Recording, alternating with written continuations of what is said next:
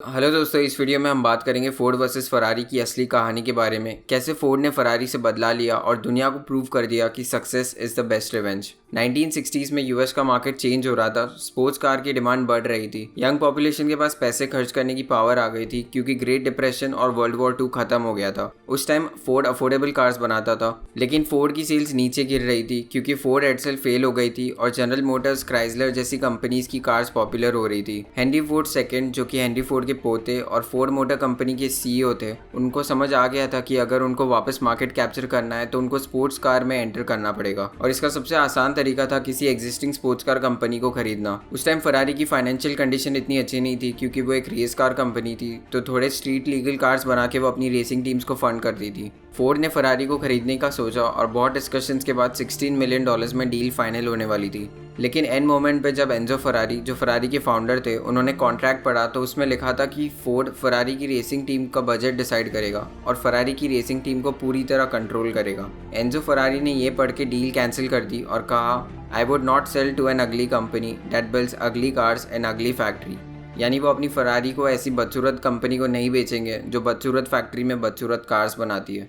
Henry Ford second को ये बात बहुत बुरी लगी। ऐसा कहा जाता है कि एंजो फरारी ने उनको पर्सनली भी अटैक किया, ये बोल के कि वो अपने दादा हेनरी फोर्ड की तरह काबिल नहीं है। आग में और घी डालने के लिए एंजो फरारी ने फरारी के majority stakes Italian company fiat को बेच दिए। इस इंसल्ट के बाद फोर्ड मोटर्स का मेन फोकस फरारी से बदला लेना था, ऐसी कार बना के जो फरारी को दुनिया के सबसे इंपॉर्टेंट रेस में हरा सके, 24 आवर्स ऑफ लमान, जिसमें फरारी 5 सालों से जीत रहा था। 24 आवर्स ऑफ लमान फ्रांस में होती है, जिसमें जो कार 24 आवर्स में सबसे ज़्यादा डिस्टेंस कवर करती है वो जीत जाती है। फोर्ड ने ये काम यूनाइटेड किंगडम के फोर्ड्स एडवांस व्हीकल ग्रुप को सौंपा।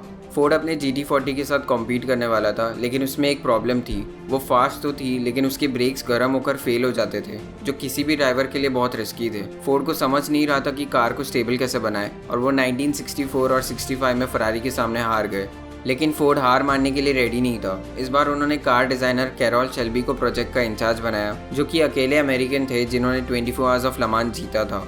शेल्बी ने केन माइल्स को लमान के लिए ड्राइवर बनाया, जो वर्ल्ड वॉर 2 में ब्रिटिश आर्मी के लिए टैंक कमांडर थे। शेल्बी और माइल्स ने अलग अलग तरीकों से GT40 को स्टेबल बनाने पर काम किया। फिल रेमिंगटन, जो फोर्ड टीम में इंजीनियर थे, उन्होंने ब्रेक्स की प्रॉब्लम को सॉल्व करने के लिए एक मैकेनिज्म बनाया जिससे रेस के बीच में जब ड्राइवर चेंज हो रहे हो तब वो ब्रेक पैड्स और रोटर्स को भी चेंज कर सके।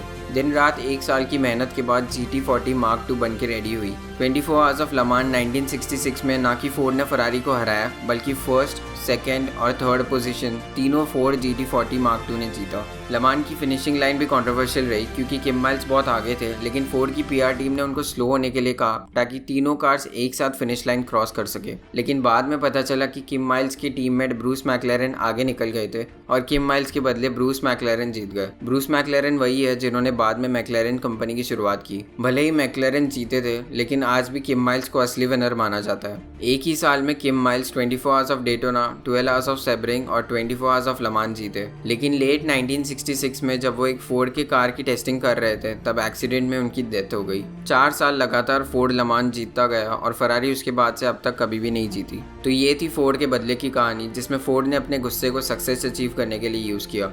अगर आपको वीडियो इन्फॉर्मेटिव लगा तो लाइक करो, शेयर करो अपने दोस्तों के साथ जिनको आपकी तरह कुछ नया सीखने में इंटरेस्ट है। चैनल को सब्सक्राइब करो ऐसे एजुकेशनल वीडियोस देखने के लिए। And thank you for watching.